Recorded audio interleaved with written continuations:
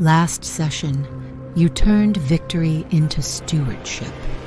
In the capital, Cliff and Nephir visited the Temple of Bahamut, where the Golden Oracle heard Cliff's plan to cede the 24 freed captives with 2 gold apiece. The temple agreed to match it.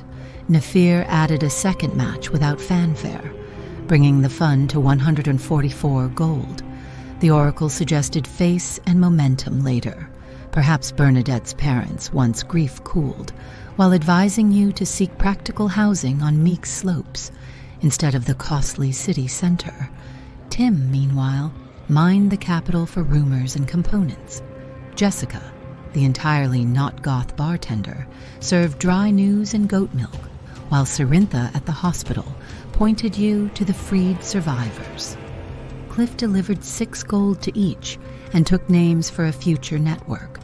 You spoke openly of hirelings for your distant bastion and a civic program in the capital. Between Tim's scheme for cleansing stones and Cliff's gentle insistence on doing good, the program took its first real breath, even without a name. You traveled north to Lond for a night.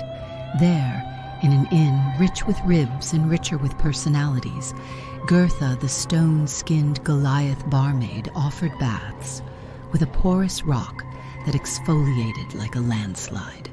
Nephir and Bramble endured and emerged pink, polished, and very awake. In that same din, Tim heard a thieves' cant exchange that Meku decoded. Frostbitten worms would rattle the nest in Meake. The subtext was plain. White dragon forces meant to strike the orphanage turned hatchery. You paid the Pony Express to ride your warning at dawn, rebuffed a too costly offer from a weary Arakocra courier, and set out immediately. 2 days later, Meake greeted you with murder made manifest. Blocks of ice dammed streets and bridges, brittle sculptures of citizens stood mid-flight, and white kobolds patrolled the sky at 30 feet. Under pass without trace, you slipped down alleys and under awnings. A woman cowered behind crates. When she dared move, a buried ward flared and erased her in a burst of searing magic. A girl who'd been lying still whispered that the patrols thought she was dead. Nephir scooped her up and hurled her into a house just ahead of the next pass. Then the fight found you. A worm caller beat its wings, and a wormling clawed into being. A golden twisted commander hovered and lanced force bolts from above. Cliff lit beacon of hope. Tim lanced thoughts and pulsed healing from his turret. Bramble's ice knife burst cold across wings and scales, while Sidon spat flame.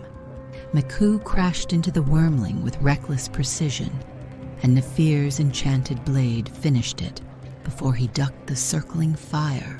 The patrols tightened, the sky filled with enemies, and the path to Meake's hatchlings narrowed to the street you held.